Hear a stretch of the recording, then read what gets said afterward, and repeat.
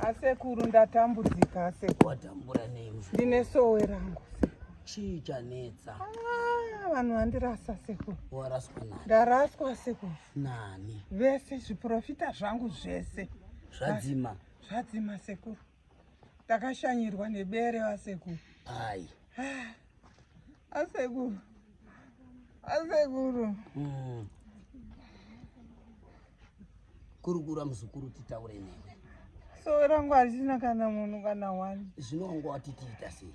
Vandudzai sekuru, vandudzai. Vandudze. Vandudzai sekuru. Zvinoakwira kwaazochema here vachiti aiwa.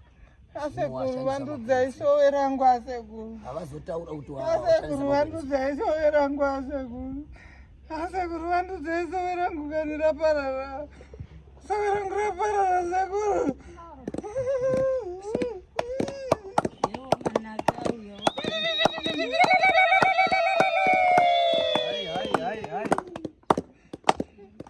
Aiwa, zvandinoda kuti uite muzukuru. Sekuru.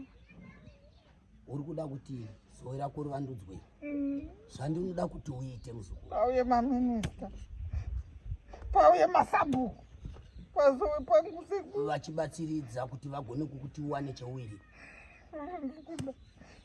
Zvinoda pfuma. Ndikuda pfuma zhinji sekuru. Kana uchida pfuma zvandinoda kuti uite. Ndinoda kuti utsvage ropa rekana kadiki diki. Unozvida? Unozoda gwambo? Wazviramba zve?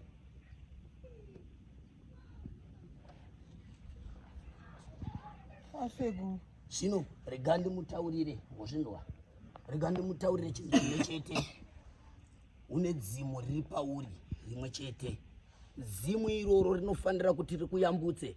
Haikuona kuti ndinokupa gwena. Gona randingakupe ndere kuti iwe gona kuteedza pasi chigare zvigone kukufambira zvakanaka kwete kuromba. Manake asekuru. Saka ndirombe asekuru. Handidi kuti urombe. Munene mandigunira sekuru, chandoda kunamata chete sekuru, asi vanhu ngavauye pasowe rangu sekuru. Gashira bikiro unonoshandisa pabasa rako. Ndinoita zvokudi. Unotora ucherera mativi mana upedza. Vanouya nekuti vadzimu ndivo vari kushanda pauri. Nekuti basa rimwe chete vadzimu vari kudenga nezviri pauri zvimwe chete. Sekuru. Uya utore bikiro muzukuru. Ushandise sekureva kwandaita. Vadzimu nengirosi dzamunotaura. Pfugamai munamate vadzimu venyu. Zvose zvamunoda zvichaitika. Oye wo vana vangu we nharo hapana iwe ndichamutevera mudzimu wera. Pfugamai munamate vadzimu venyu. Zvose zvamunoda zvichaitika. Oye wo vana vangu we nharo hapana iwe ndichamutevera.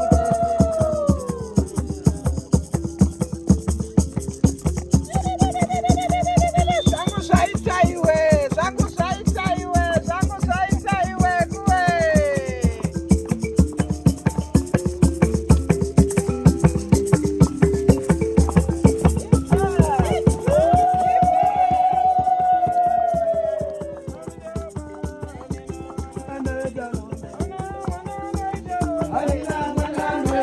Hey,